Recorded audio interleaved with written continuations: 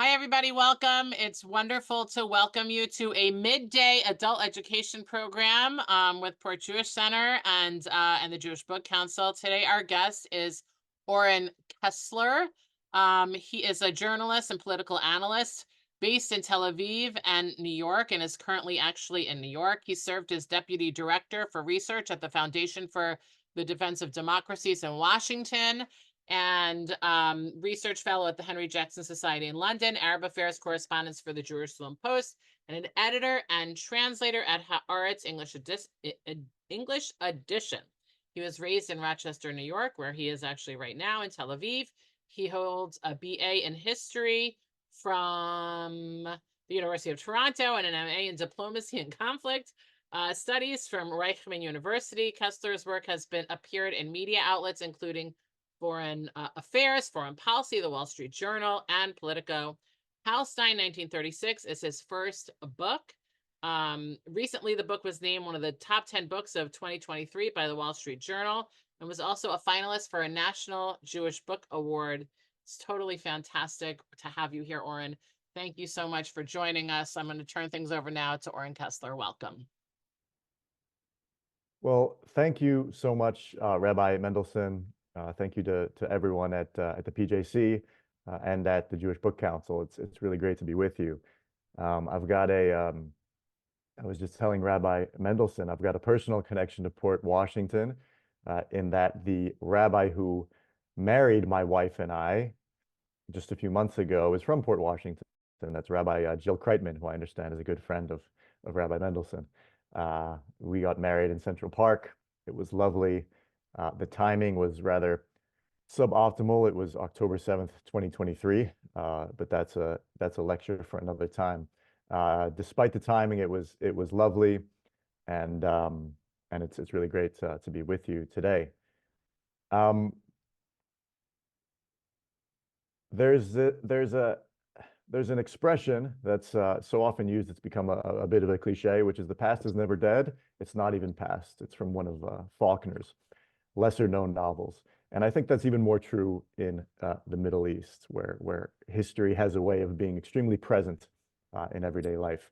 My book is about a formative, seminal, decisive chapter in the Middle East conflict, namely the Great Arab Revolt of 1936 to 39, and a very forgotten chapter. This is the first general interest book in English on this revolt and everything that emanated from it, all the repercussions thereof. And I believe it's a formative, seminal chapter, certainly for the Arabs of Palestine, but equally for the Jews. I believe this is as much a Jewish story as an Arab story, and for the conflict itself and attempts to resolve the conflict. So I want to start earlier than 1936.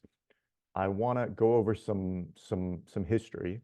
I want to set the historical scene before this revolt begins. There's much that's contested over the Middle East conflict. There's much that's debatable, but there are certain things that are not. There are certain key dates, key events without which it's impossible to really understand how this conflict began. So, and I think in these times, it's even more crucial to really have some context on how we got to this place.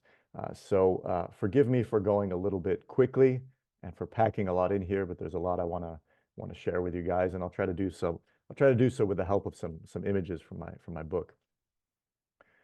So I think a good place to start is November 2nd, 1917, the famous, even infamous Balfour Declaration. And I'm going to show you here. Let's see. Oops. Let me share this with you. Oops. Share screen. And here we are. I got this, don't worry. Okay. There we go. There's my book. And here is Lord Balfour, Foreign Secretary of Great Britain. And I want to read, let's see here. Oh, sorry, guys. I had this all lined up just perfectly. I want to read from the Balfour Declaration, Let's see here. Okay. So, Balfour Declaration, the key phrase is the following: His Majesty's government view with favor the establishment in Palestine of a national home for the Jewish people, it being clearly understood that nothing shall be done which may prejudice the civil and religious rights of existing non-Jewish communities in Palestine. End quote. So notice the British speak about civil and religious rights, but there's nothing there about political rights, collective rights, because the Arabs of the time certainly noticed that particular omission. Now, historians ever since have debated the motives behind the Balfour Declaration, and one of the most fascinating, illuminating pieces of archival material that I found in my research were the secret testimonies from the Peel Commission. I'm going to get to the Peel Commission a bit later in my talk. The Peel Commission was called by the British in response to the Arab Revolt, and they in 1936, and they heard from dozens of witnesses, leading Zionists, leading Arabs, British administrators, and they heard dozens of public testimonies that were released alongside the report, but they also heard dozens of private, secret testimonies that were never meant to be published. They were meant to be destroyed after these testimonies were given. And so they're extremely candid. And the only reason we have them is because a far-sighted secretary of this commission stowed a few copies away and wrote in the margins that these testimonies would be of tremendous interest to historians of Palestine and the Jewish people in the remote future. Well, we are the historians of the remote future, and these testimonies were declassified 80 years after the fact in 2017. They were very quietly declassified, and many of these haven't been seen by any scholars at all. And they're relevant to our purposes because one of the people that they call as a witness is David Lloyd George. Balfour had died already at this point, but Lloyd George was prime minister during the Balfour Declaration.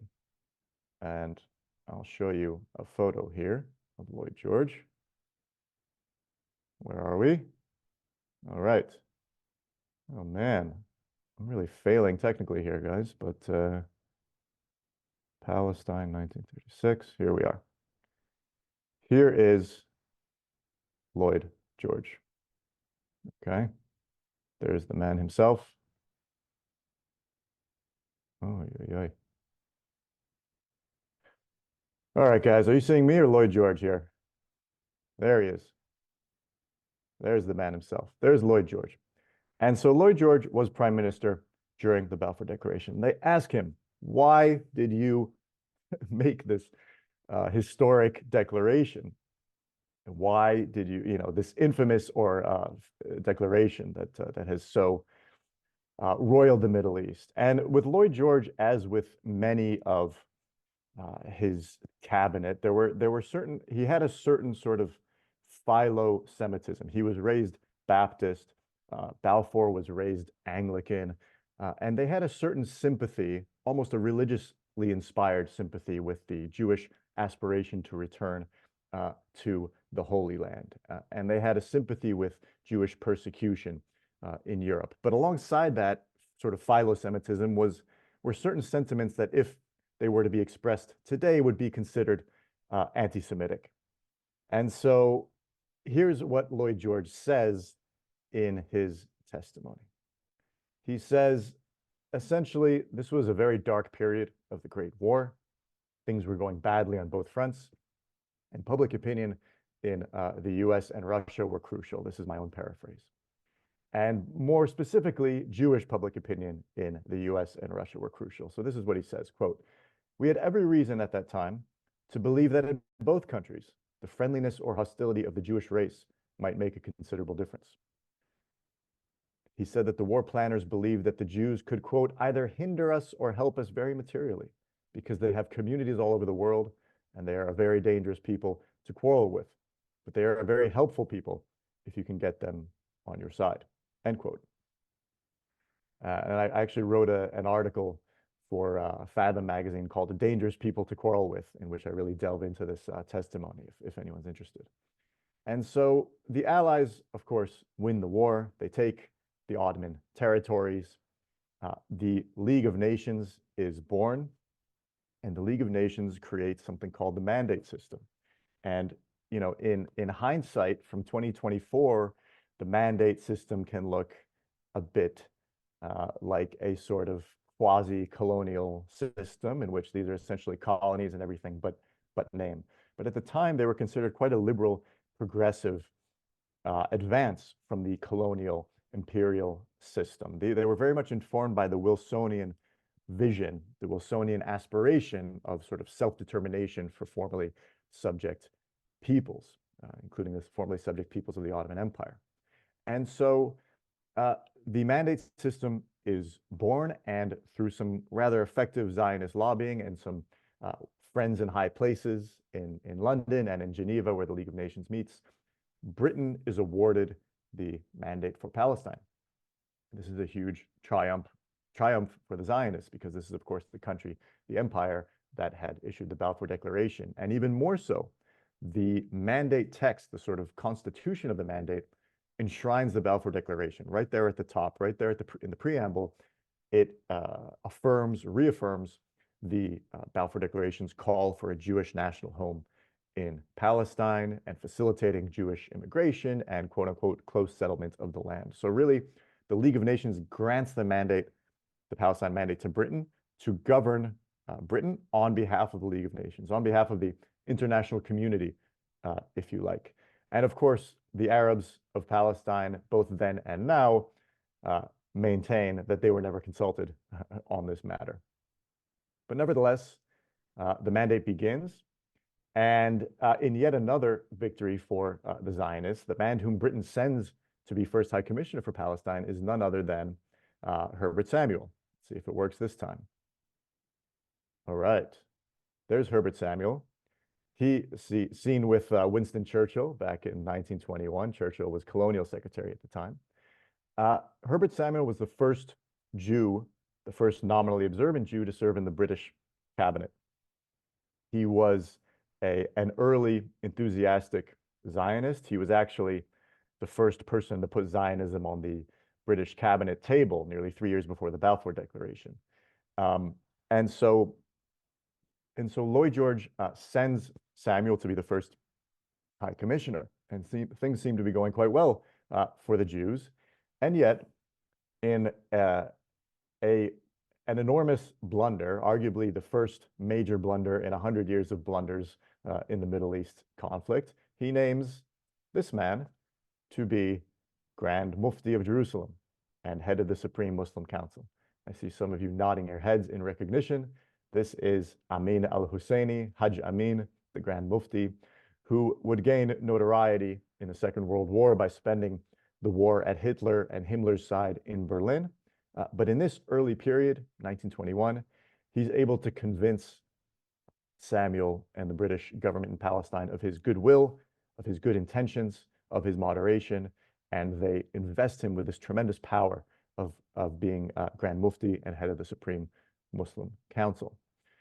Now, as tends to happen in that part of the world where I live, last I checked, violence breaks out in 1920 at Nabi Musa, in 1921 in Jaffa and a few other places, and then infamously in 1929 in Hebron. And very many times when I start telling folks about this book, particularly Jewish audiences, and I start talking about the theme, the topic of the book, they say, "Oh, you mean Hebron, the Hebron massacre?"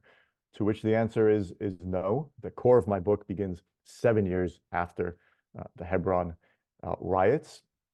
The Hebron riots were 2 days or a few days of very grim, gruesome violence, terrorism against Jews, in which 133 Jews were killed in Hebron and elsewhere in brutal ways that were called the October 7th massacre in many ways.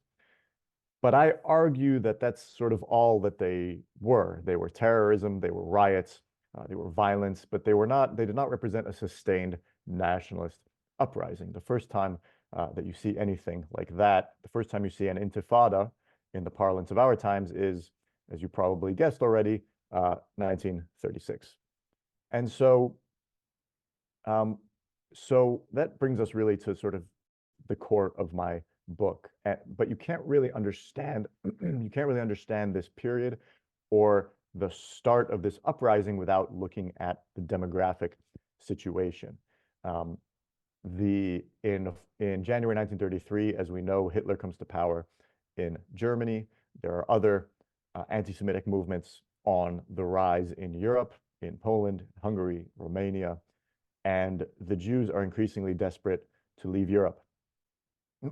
And that all of that rising anti-Semitism in Europe has the effect of just turbocharging Jewish immigration to Palestine. So in 1935, 60,000 Jews come to the Holy Land, the land of Israel, Mandate Palestine. That's double the number of the year before. And mind you that the doors to this country, to the US, are essentially closed in this period, ever since the 1924 Immigration Act. So a certain number of these Jews are infused with Zionist fervor. Many others probably would have gone to America or elsewhere if they could have. And so it's very clear to the Arabs of Palestine, not just the elites of the cities, but even farmers in the countryside. They can see that the land is changing its face. That if things go on this way, the Jews will be a majority before long. And there's a man whose name will be known to many of you who watch the news, and it is this man. That's Izz ad-Din al-Qassam in the middle there on the cover of Palestine newspaper, which was published in Jaffa in 1936. Qassam was a preacher. He was a jihadi preacher originally from Syria. He fled the Syrian authorities as a wanted man up there because he had been preaching against the French Mandate Authority. So he flees Syria as a wanted man, comes down to Haifa, and he sets up shop, or he's appointed by Haj Amin to be the preacher at a certain mosque in Haifa, which is still an active mosque today. You can still visit it. And he's preaching jihad. He's preaching jihad against the Jews and against their British enablers. He's preaching things like, when the British officer presents his boot for you to shine, leave your pistol in the shine box and take out a pistol, that sort of thing. He's preaching to the urban Muslim poor of Haifa, which is really a boom town in this period because it's sort of a hub for the British. There's a railway terminus and an oil pipeline terminus and a big port, and many poor Arabs are pouring in from the countryside. And so a few followers of Qassam take him up on that, on his message, and they wage a few sporadic attacks, and they kill. Some of these attacks are deadly. They kill a number of Jews and a number of British servicemen. At a certain point, they kill a Jewish policeman, a member of the Palestine police. And this is a tremendous mistake because now they've killed a member of His Majesty's police, and Qassam becomes a wanted man. And long story short, a manhunt ensues. Qassam is killed in the forests of what is now the northern West Bank. And he really becomes the first sort of martyr icon in the Palestinian pantheon. And there's another man whose name will be known to most of you. It's David Ben-Gurion. Ben-Gurion would, of course, go on to be Israel's first prime minister. But even in this period, he's the head of the Jewish Agency, and he's kind of the undisputed leader of the Jews of the land of Israel, of Mandate Palestine. And Ben-Gurion recognizes the significance of this event immediately. And he writes in his diary, finally, the Arabs have found a man who's willing to die for an idea or an ideal. And he predicted there would be hundreds or thousands more like him. Of course, Qassam lends his name to the Hamas armed wing, the Hamas terrorist wing, which committed the atrocities of October 7th. They're the Qassam brigades. So this is December 1935 that he's killed, and true to Ben-Gurion's prediction, a few months later, April 1936, a few of Qassam's followers ambush a car driving from in the Nablus Jenin area, which is still very much a center of Palestinian militancy. They kill 3 Jews, and really these are the opening shots of the Arab revolt. And oops. And so really this is sort of the Mufti's finest hour.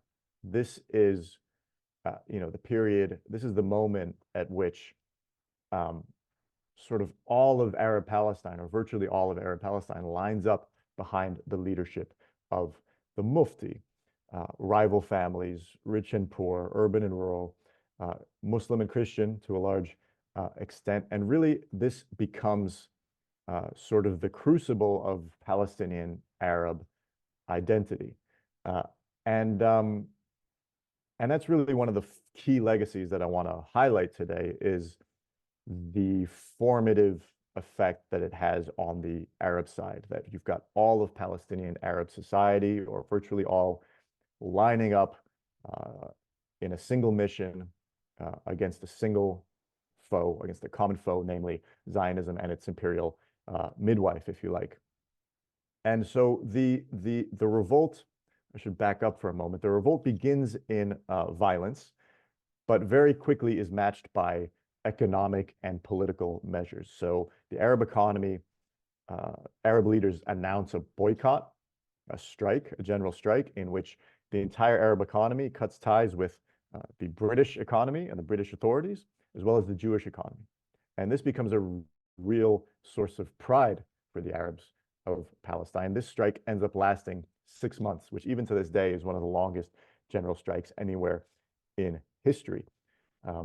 And the Mufti kind of rushes to assert his political leadership over this kind of grassroots revolt and strike. And he announces that these will continue, the revolt and the strike, until several demands are met. Chief among them, a complete ban on Jewish immigration, and a complete prohibition on land sales, because very many leading Arabs, prominent and wealthy Arab landowners, are selling land quite happily at vastly inflated prices, even while they rail against the practice in public.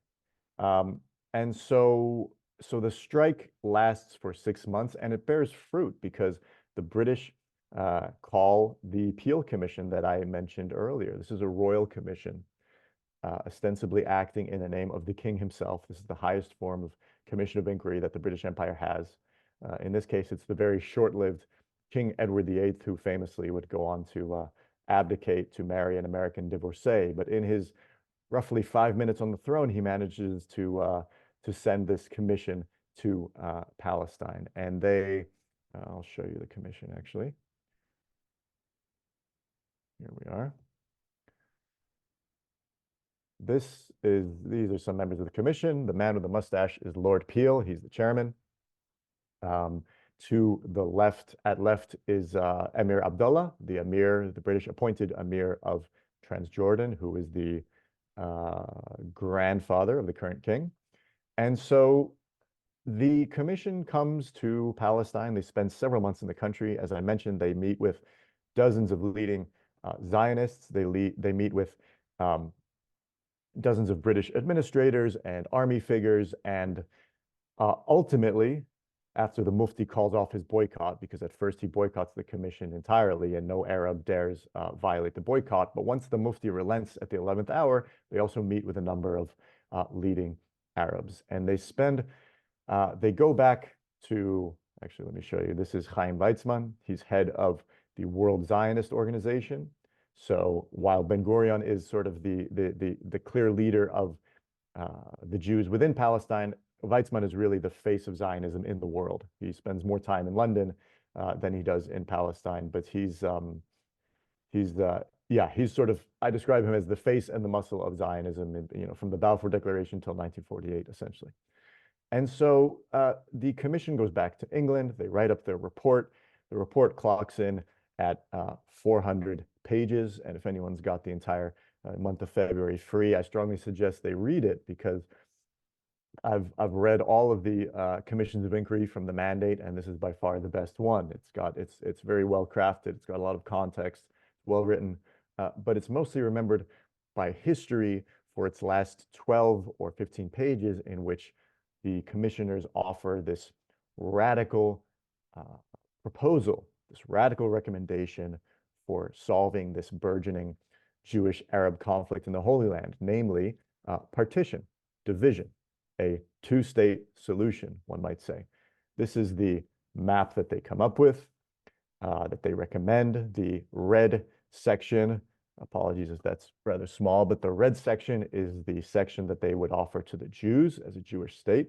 So essentially from Rehovot, south of Tel Aviv, up the coast all the way to the Lebanese border, and then all of the Galilee. The Galilee was seen as a real prize, a real bonus at the time, because it was still overwhelmingly Arab. And then you've got that sections with sort of, I guess, hashes they're called, the sort of X's. It would be a rump mandate around the holiest land around Jerusalem and Bethlehem, the corridor to the sea at Jaffa. And then the rest would be an Arab state. So this is really the first two-state solution, the first time a two-state solution appears on the international agenda for the Holy Land. And this is the first time that a Jewish state, the notion of a Jewish state, really appears on the international agenda in any real way. Not simply a Jewish national home, as promised by the Balfour Declaration, but a state with everything that means. That presumably means an army. That presumably means control over immigration. And this is really the second major legacy that I want to highlight this afternoon, is this birth of the Jewish state idea, or this recognition of the legitimacy of the Jewish state idea, and this idea of a two-state solution of partition. And so a raucous debate ensues among the Jews, but the two over this proposal, but the two men whose opinions matter more than anyone else's are, of course, Ben-Gurion and Weizmann. And they, even though they sort of play coy and say maybe yes, maybe no, I've read the diaries and the correspondence of both, and they're ecstatic. Weizmann famously says that this proposal, that this idea of a Jewish state needs to be embraced with two hands. Even if it were the size of a tablecloth, we would be crazy to reject it. And I think my sense is that both Ben-Gurion and Weizmann don't think that it's the last word territorially. They think it's a foothold, it's a sanctuary for the hounded and persecuted Jews of Europe, and they encourage their followers to accept it. And ultimately, the Zionist leadership accepts it with various caveats and qualifiers. The Mufti, as you've probably already assumed, rejects it out of hand. He calls it a degradation and a humiliation, an amputation, and the commissioners go back to England. And again, this kind of idea of partition really becomes the sort of template, the ideological template, at least, for every subsequent plan for partition, even to our present day. So the commission has left. The kind of lull, the ceasefire, as it were, in the revolt that accompanied the commission kind of blows up. Shortly after they leave the country, violence flares up again. A high-level British administrator is assassinated as he goes to church in Nazareth, and the revolt is back on, and it's flaring much more fiercely than ever. And the Mufti flees the country, because it's clear at this point to everyone, Jew, Arab, and Britain, that he is actually pulling the strings of the revolt. That's not to suggest that he's directing every attack, but he is guiding the revolt along its main path. And at this early stage, in the first 6, 7, 8 months of the revolt, at least 80 Jews have been killed, and quite a few British servicemen as well. Ultimately, 500 Jews will be killed in this revolt, which are really, really very significant numbers. These are numbers we wouldn't see until the 21st century. But the Mufti flees to Jaffa port dressed as a Bedouin. Some reports say he was dressed as a woman, but he flees to he flees first to Al-Aqsa, where he believes the British won't dare pursue him, and he's right. and then he flees to Jaffa port and ends up outside of Beirut, and he won't come back to Palestine for 4 decades. Now, the UK, the British have a problem because this is already 1938. The war clouds are gathering over Europe, and it seems to be a question of when and not if war with Hitler is going to erupt. And they simply are unable to send large amounts of manpower, of troops to Palestine. And so what do? They accede to a long-standing Jewish demand, not demand, but plea, request, to arm and train the Jews militarily in large numbers. I'll share my screen here. I wonder if anyone can identify, I realize it's a bit small, but if anyone can identify the man who's pointing. That is Moshe Dayan in one of the very few photos out there, pre-eye patch. The British in this period train and arm and often pay 15 to 20,000 Jews. They enlist them in this new unit that they call the Jewish Supernumerary Police. And again, they receive their weapons, their training, often their salaries from the British, but it's clear to everyone that they're ultimately answerable to the Haganah, to the mainstream Jewish self-defense force, which is ultimately headed by Ben-Gurion and his allies, which is still illegal, by the way, in this period, but is tolerated by the British as long as it sort of behaves itself and limits itself to self-defense. And really, the British in this period, due to the circumstances, really sow the seed for a Jewish army. This is often forgotten even to this day by Israelis, many of whom still remain quite bitter at the British for various aspects of their record during the mandate. But it's through British facilitation, through British training and arming, that the seed of the IDF is really sown. And this is the third legacy that I really want to concentrate on today. This is also the period of this man. That's Ord Wingate. Ord Wingate was a very unusual, eccentric character. He was a British army officer posted to Palestine. He was a devout Christian. We'd probably call him an evangelical today. He was a devout Zionist, which made him really the exception to the rule, because most of his comrades and colleagues were rather more skeptical of the whole Zionist enterprise. He was extremely eccentric. He had a habit of welcoming guests in the nude. He had a habit of eating onions like apples, oftentimes in the nude. But he was, perhaps most important of all, he was a military genius by all accounts. And he created something called the Special Night Squads, which were mixed Jewish-British units, which operated at night, took the fight to the enemy, to these Arab armed groups. And really, in doing so, he really created the first sort of Jewish special forces and really the seed of the future IDF officer corps.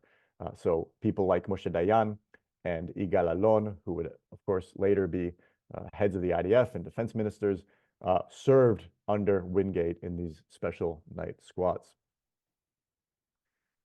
This is also, oops, it's too soon. This is also, it has to be said, let's see how we're doing on time here. It has to be said that this is also the period in which Jewish terrorism first appears on the landscape. The Haganah, for the most part, clung to a policy of, in Hebrew you say havlaga, which means self-restraint. They basically wanted to prove to the British that they could be trusted with weapons and that they would not retaliate, they would not go on the offensive, but they would only limit themselves to self-defense. But there was another group represented by the Irgun, the Etzel, whose sort of ideological leader was Ze'ev Jabotinsky, which had a rather different view, whose view was much more an eye for an eye. And they believed that that these Arab attacks could be deterred through acts of retaliation. And so this is the first time that you see on any significant scale, Jews engaging in acts which I think honesty requires that we call terrorism. We're talking about, leaving bombs at the vegetable market, the Arab vegetable market in Haifa, with the explicit goal of killing civilians and thereby deterring further attacks and showing that Jewish blood shall not be shed in vain. And so this is really, we're now into mid 1938. This is really the peak of the revolt. I'll show you some photos here. You can see here some Arab fighters bolstered by some reinforcements from the village. You can see that they've got quite large numbers, quite a few rifles. These are some kids in Bethlehem who are clearly extremely excited by everything that's going on. The Arab rebels have just taken over the city from the British. They're controlling the city. They controlled several major cities in mid 1938. And it's only really after the Munich crisis, this is, of course, the Chamberlain government by this point. This is the era of appeasement. And it's only after Chamberlain flies to Germany and famously appeases Hitler and buys some more time, and Britain breathes a sigh of relief that war is not on the doorstep, at least not immediately. It's only then that Britain is able to send over large numbers of troops to Palestine, and that's exactly what they do. They send over 2 divisions. This is Britain's largest military deployment between the world wars, and they engage in a very heavy-handed counterinsurgency.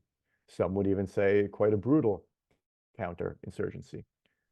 This was a period in which collective punishment was simply part of the game. It was part of emergency regulations that the British passed. So this is the time when you see home demolitions for the first time on a large scale. This is when this idea of administrative detention begins, namely the ability to detain suspects without any specific charges. 100 Arabs are hanged, thousands are killed in battle. Anywhere between 5,000 to 8,000 Arabs ultimately are killed during this revolt. Huge numbers of weapons are confiscated. The cover of my book shows the British destruction of Old Jaffa, of a swath of Old Jaffa, which you can still, it's the only part of Old Jaffa that you can go through with a car still today. And all of that was done by the British as part of this counter-insurgency. There are a few well-attested instances of atrocities, which appear in my book. And so this really heavy-handed counter-insurgency really helps bring the revolt, put the revolt on the ropes. But what helps even more arguably is this just convulsion of infighting among the Arabs themselves. So the initial unity that I talked about earlier among the Arabs really dissolves, or explodes rather, in sort of the second phase of the revolt. And you see rival families using the revolt as a cover under which to settle scores. So you see, and much of this is actually led by the Mufti from exile, where any enemies of the Mufti, real or perceived, tend to find themselves harassed or threatened or killed. And so really the social fabric is just completely torn on the Arab side.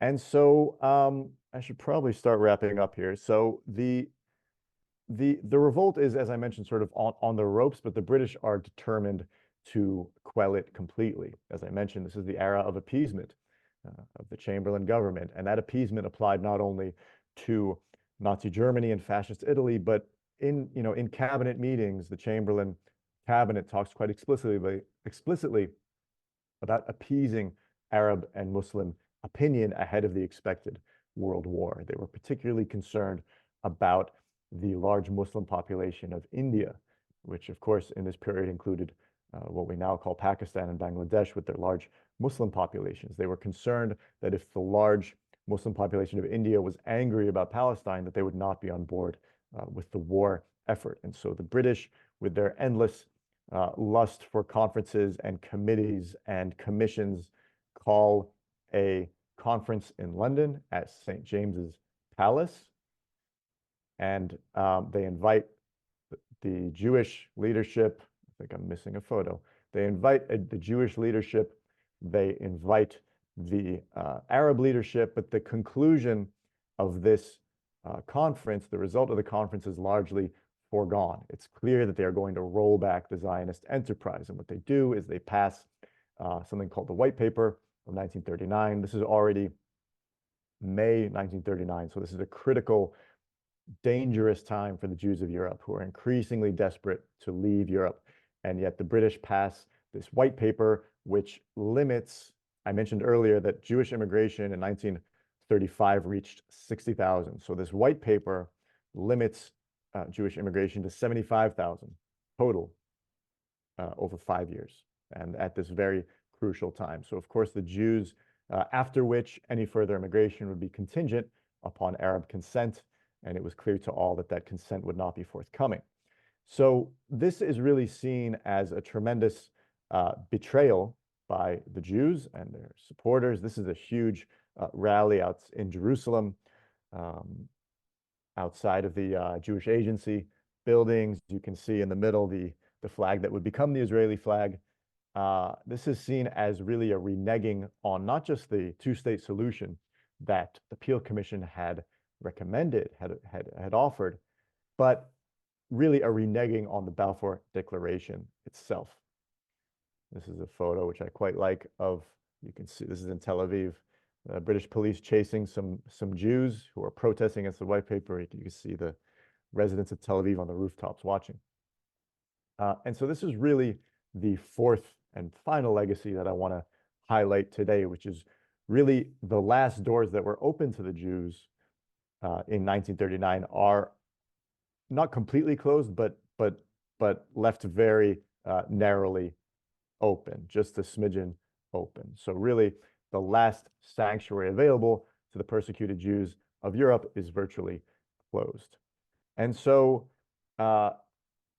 basically, I want to sum up here just some effects and some the legacies of this revolt.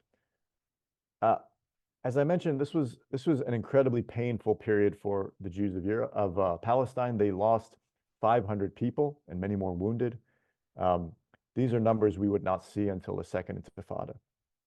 So extremely, extremely painful. And yet, the Jewish leadership, the Zionist leadership, personified by Ben-Gurion, was expert at turning adversity into advantage. And Ben-Gurion saw in the Arab revolt a tremendous source of leverage to achieve some long-standing goals that he had. Chief among them, creating basically a self-sufficient Jewish polity, a self-sufficient Jewish kind of proto-state that could defend itself and feed itself and house itself and employ itself without any help from the Arabs or from the British.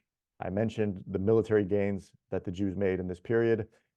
In terms of settlement, not a single settlement was abandoned, but dozens more sprung up around the country in this period. Economically, the Jews make tremendous gains in this period.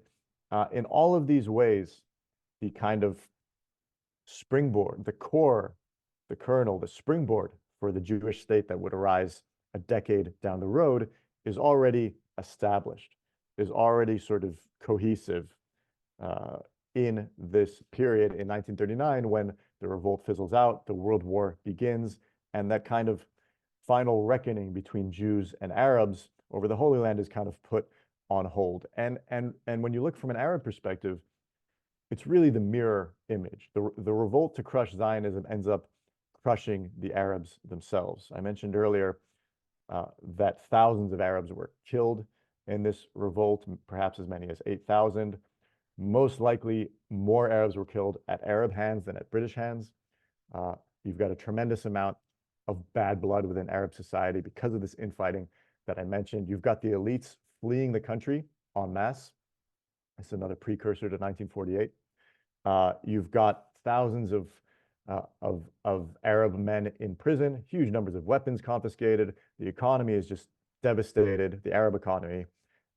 And so in all of these ways, the social fabric is just torn among the Arabs. And so really kind of one of the central sort of themes of my book, or at least the last part of my book, is that when that final reckoning comes between Jews and Arabs over the Holy Land in 1947-48, really one side has already won and another side has already lost nearly 10 years in advance. And so I think I'll wrap up here and just leave you with the idea that, in my view, and as my book argues, for both Israelis and Palestinians, this revolt very much rages on.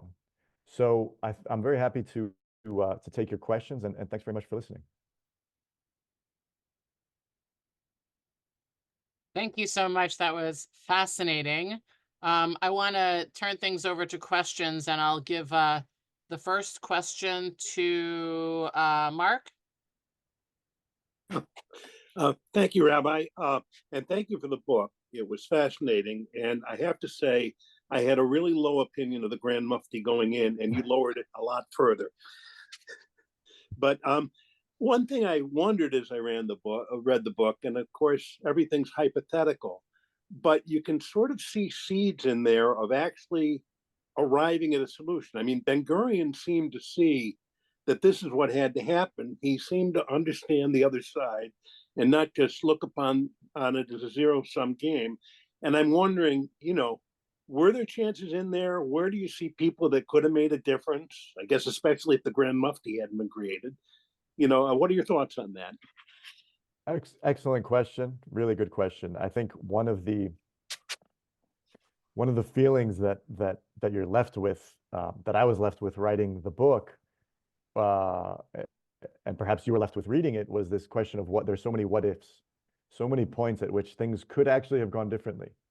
And one of those huge what ifs is, what if Herbert Samuel back in 1921 had chosen somebody else to be Grand Mufti, somebody more moderate, someone like perhaps from the Nashashibi camp, which was kind of the Husseinis and the Nashashibis were sort of the main camps in this period, and the Nashashibis were generally considered more moderate, more willing to work with the British and with the Jews. So it is quite tantalizing to think what might have been had, let's say, Raghib Nashashibi been chosen, the patriarch of the Nashashibi clan, as Grand Mufti, for example. There's another character in my character. We could say character. There's another figure in my book by the name of Musa Alami, who a lot of readers have really connected to. In fact, I'll show a photo of him. Musa Alami, there he is. Musa Alami was a Cambridge man, probably the first Palestinian Arab to attend Cambridge. He was a very brilliant man by most accounts, and had a lot of admirers among the British and among the Jews, and indeed friends among the Jews. And there's one of the kind of through lines, one of the subplots of my book, as it were, is this relationship that Alami has with Ben-Gurion. And they meet again and again throughout the mid-30s, and it seems that they're actually on the cusp. They meet in an atmosphere of real mutual respect and warmth and friendship. They actually end up having a friendship that lasts until Ben-Gurion dies in the early 70s. And it seems that they're on the cusp of some sort of agreement. But then, as tends to happen in that part of the world, extremists get a hold of they get word of this plan, and they sabotage it. Ben-Gurion also has talks with a man named George Antonius, who's a great Arab intellectual, and it seems that they're also on the cusp of some sort of agreement. But that fizzles out as well. So I think, there's a lot of, there's certainly a fair share of death and destruction in this book and in the region. But, one sort of more hopeful takeaway, I think, is that, if there were so many points at which things could have gone differently in the past, then perhaps they can still go differently in the future. Thank you.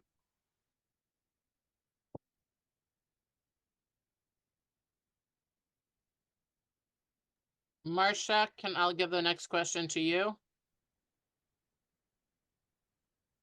So thank you very much. The book was fascinating, and you've clearly done a ridiculous amount of research on this.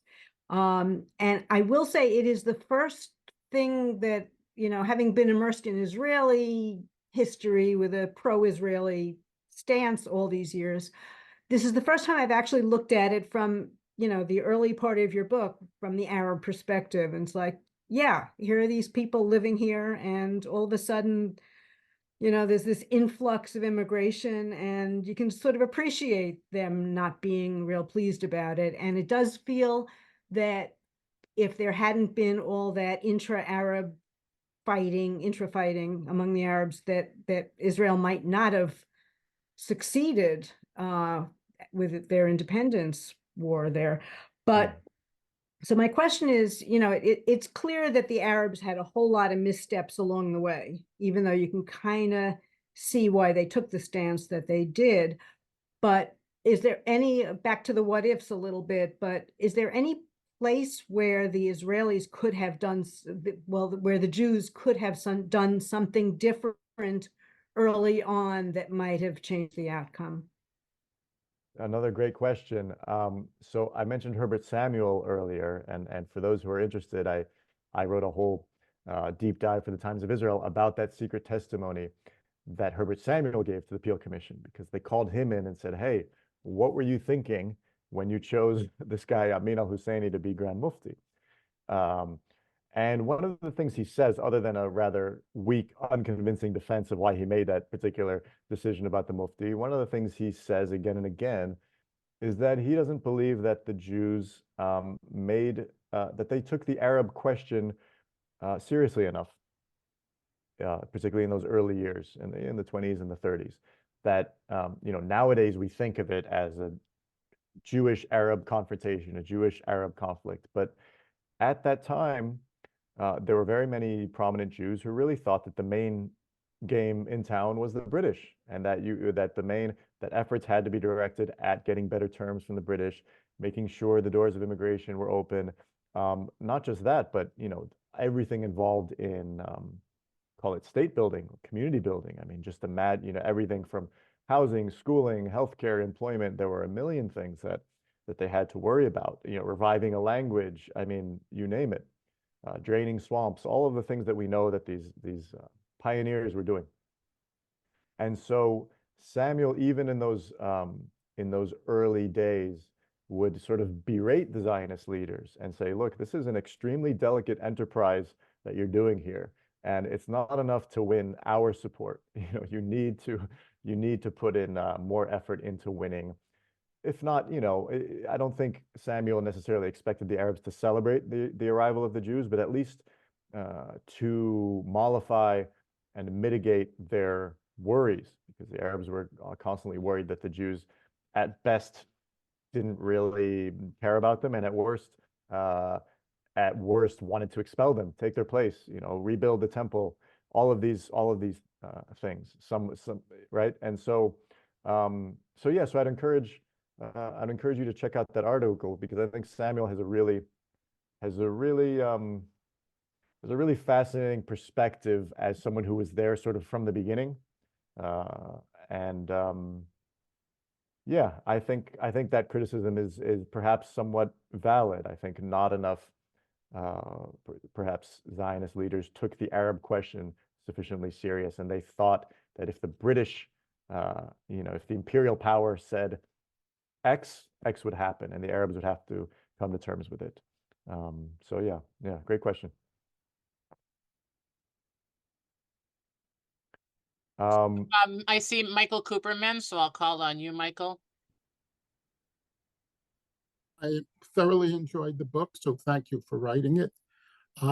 If you look at the political landscape today in Israel, and maybe even the Arab side, the Palestinian side, do you see any leaders on the horizon who have the gravitas, the guts to try to figure out a way to calm this down and make this work one way or another? Very good question. I don't want to get too political here, but I think I'll say this. Certainly, Prime Minister Netanyahu's popularity has never been lower. I think even even among his own political party, his popularity has never been lower. I think there are other members of this Israeli government, this Israeli war cabinet, who enjoy a lot more trust and confidence from the Israeli people that they're actually putting the country ahead of their own personal interests. On the Palestinian side, it's if you want to talk about unpopularity, Mahmoud Abbas is one of the few leaders out there who could give Netanyahu a run for his money in terms of unpopularity, right? And so, I think a lot of Western observers had a lot of hope in someone like Salam Fayyad. I certainly think he would be a better leader than Mahmoud Abbas, but on the other hand, he doesn't have the kind of support on the Palestinian street that a number of more extreme leaders do have, people like Marwan Barghouti and others some of whom are in prison. So look, I think when you look at the Israeli-Palestinian arena, it's hard to find a whole lot of optimism. I think we're really in a place of conflict management rather than conflict resolution, which is not to say the conflict will never be resolved, but I think in the short and medium term, it's mostly a matter of sort of reducing the conflict rather than resolving it. But it's not all grim. It's not all negative in the region. I think this movement towards Israeli-Saudi normalization is a huge sea change. I think that'll actually pick up again once the war at least calms down. I think I think the Abraham Accords are really a tremendous change for the good. I didn't expect to see such warm relations between Israel and any Arab state in my lifetime. And I think, even in the current extremely difficult situation that both Israelis and Palestinians find themselves in now, it's not all, I mean, there are some hopeful news coming out recently. There are reports that there's a deal potentially in the offing that would free the remaining hostages, that would create some kind of ceasefire, if at least a temporary one. So it's not all bad. It's not all bad, is what I'm trying to say. Thank you. Mitchell? Thank you very much for the book and for your talk today. I was particularly interested with the map you showed from the Peel Commission of the area that they had recommended as being put aside for the Jews. And I was wondering, both in relation to that area of Palestine, as well as the areas that were granted to Jews, to Israel in 47 by the British, did that make sense in terms of where the clusters were of Jewish residences and of land ownership? And were those areas at the, obviously in retrospect, it didn't work out that way, but were they a reasonable attempt at having a two-state solution with those areas set aside for a Israeli state? Thank you.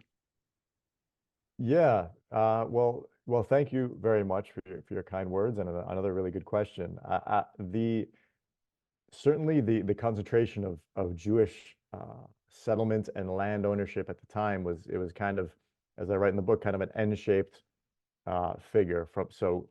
From probably about Rehovot up the coast was mostly Jewish. A lot of that area had been basically malarial swamps beforehand, and so there was no Arab settlement there until the waves of Zionist immigration arrived. There were a few villages, but not many.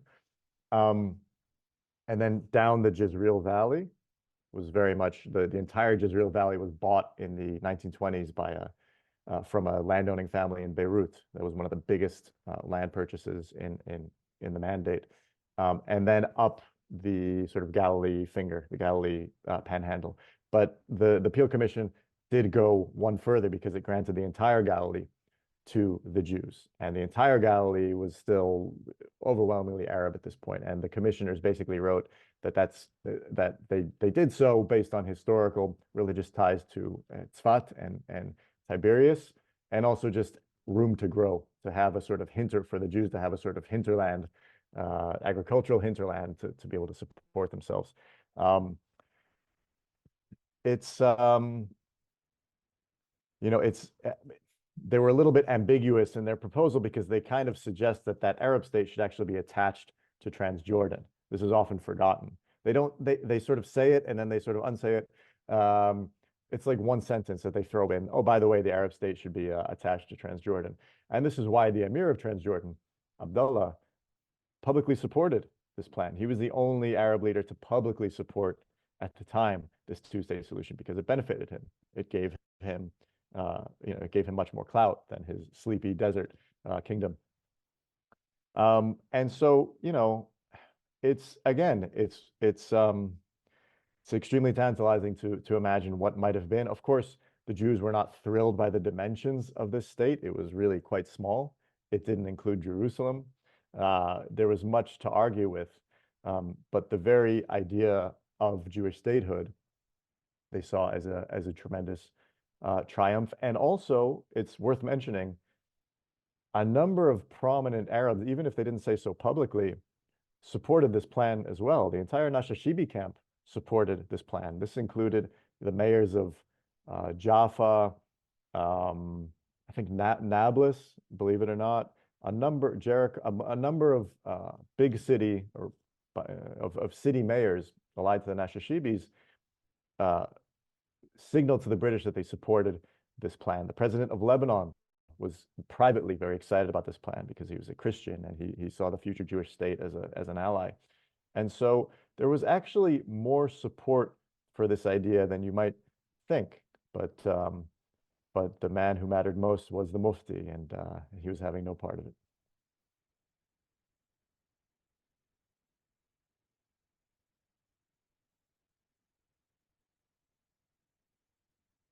So I want to be sensitive to time. And I want to thank you, Oren Kessler, for being here to talk about your fascinating book. It's an important story for us to know about. The book, of course, is called Palestine 1936. I see some of you are holding up your copies. Thank you, Marcia. And I just want to remind you that if you haven't already, you can buy the book at we love it when you use independent bookstores. Unfortunately, as my friends in Port Washington know, our local independent store closed. But feel free to order it on Amazon and leave a recommendation, leave a review, go onto Goodreads, leave a review, let people know how much you liked it, spread the word.